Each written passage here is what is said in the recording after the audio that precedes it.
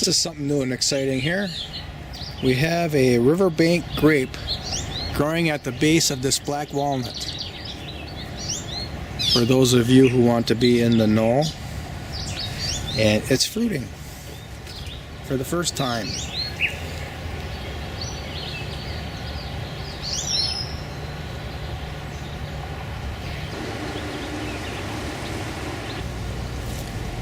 This is Janine, black raspberry. Over here is Bristol.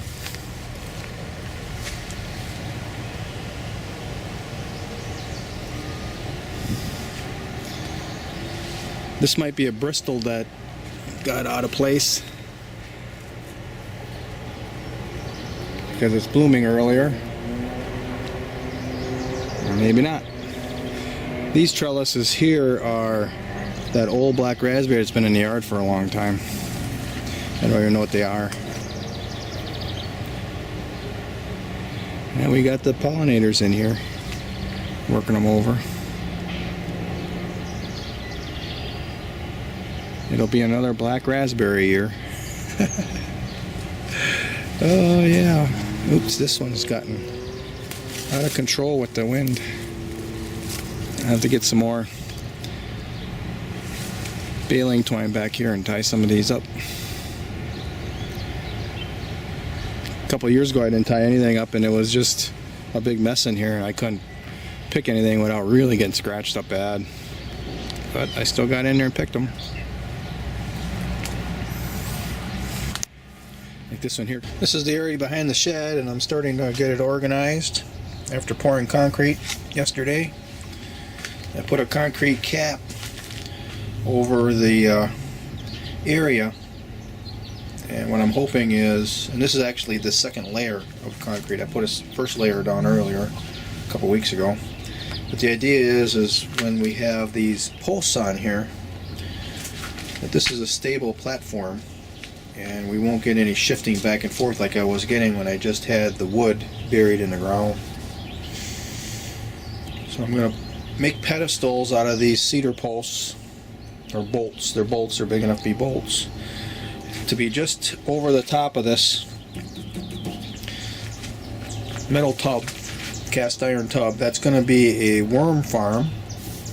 I'm going to make worms, and I'm going to put some screening over that hole there, the drain hole, and I'm going to be able to catch the worm juice that comes out of here. And that worm juice will be mixed with rainwater and used to fertilize garden plants. And then there's the water tank. That white tank is going to go on top of this platform that I'm going to build. And now the water tank is elevated and I can get a bucket or whatever I want under the spigot.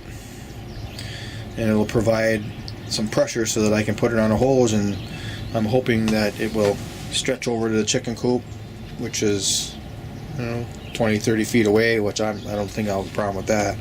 And I also have a garden in front of this shed that'll be about the same distance.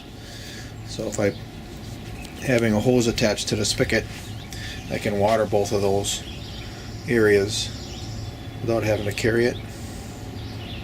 And I don't mind carrying it, but at some point in my life I'm probably not going to want to carry it. And then I got this whole area here that I'll have open, and I'm going to have barrels here.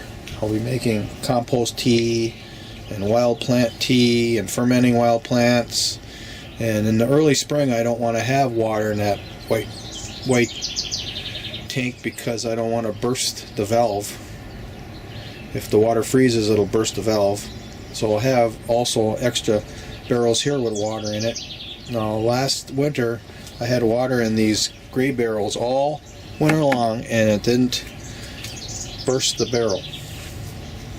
The blue ones I think I had water in them too. Yeah, I did have water in them too. Actually I've had water in those for multiple years in a row and it didn't burst either. And these just accumulate water through the winter without even any catchment system attached to it. Just rain that falls into the opening of the barrel. So that'll be barrels back here, and then some of my other fermenting and compost tea projects. So the back of the shed, this is, I call it the back because the sun angle comes in from the other side. So this is the shade side. Now when I have shade on my worm farm, and having shade on the water isn't all that important. So that's can be either way. It just, this is a convenient place out of the way to have it. And also all these trees are going to provide shade. It'll be a nice place to work in here in the heat of the summer. This is a mulberry that's actually going to fruit this year. Look at that.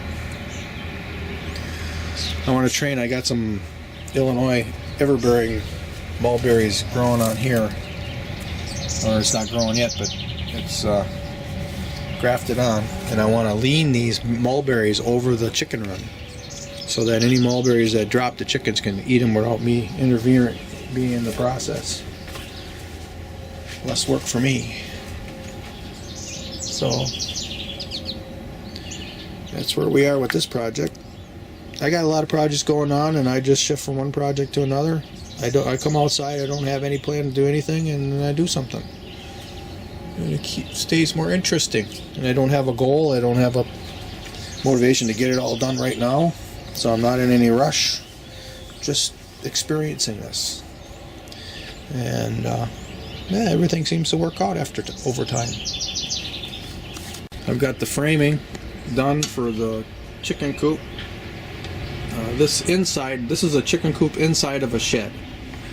So the inner wall is going to be, I'm going to have 2 doors on hinges, and one door will be chicken wired, so when you open the door you won't be able to get into the shed from there. It'll be a permanent chicken wire, but that'll allow circulation in the shed and into the chicken coop from the shed.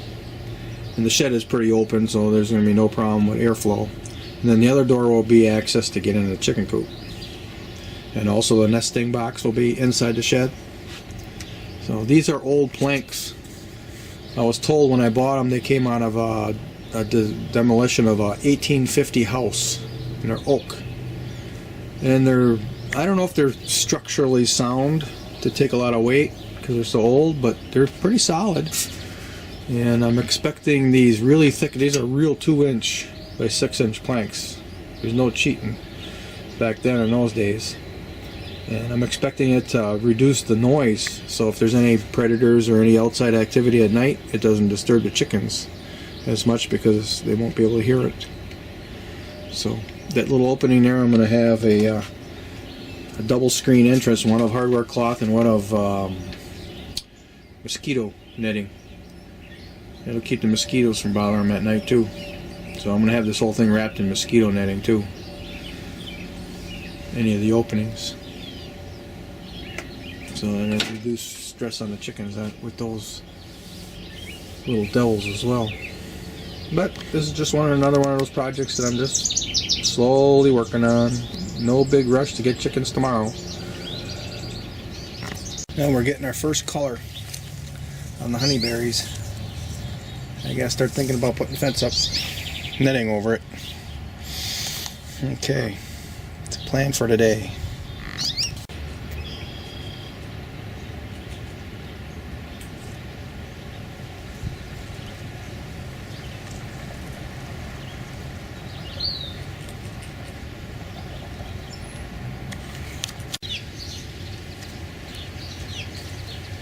He's here wanting the honeyberries. That's a young male from last year. He's gotten pretty used to me. I started throwing sticks at him last summer, but that's not deterring him any.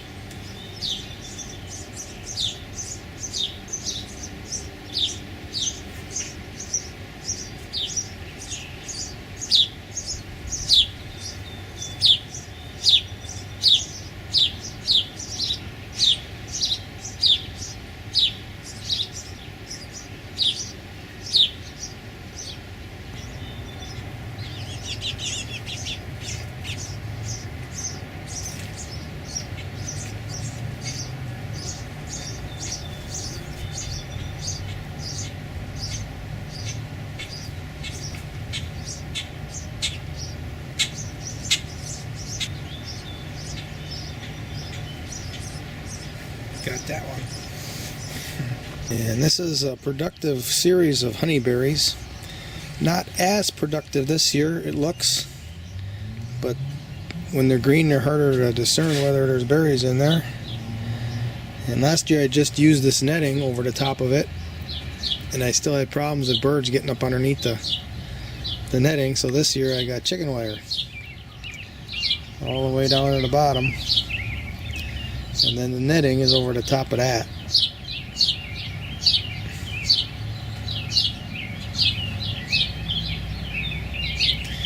And I've got that string baling twine. That's what's holding the netting up above the honeyberries.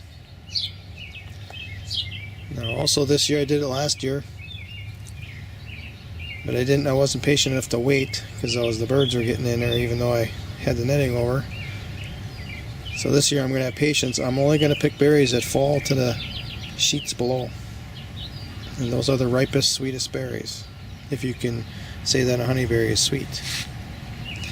So underneath all 4 of these bushes we have a sheet. We'll catch most of them. So an experiment, we'll see what happens. Not sure. Didn't take long to set it up. The posts and the chicken wire I'll just leave there. Maybe I'll take the netting off for winter. Well, I probably should because the snow will knock it down. Now when I want to pick them, on the other side I have the where the chicken wire meets. I just untie 3 strings and pull the chicken wire away, and I can get underneath it all. That's what I'm going to try. I'll let you know how it works out.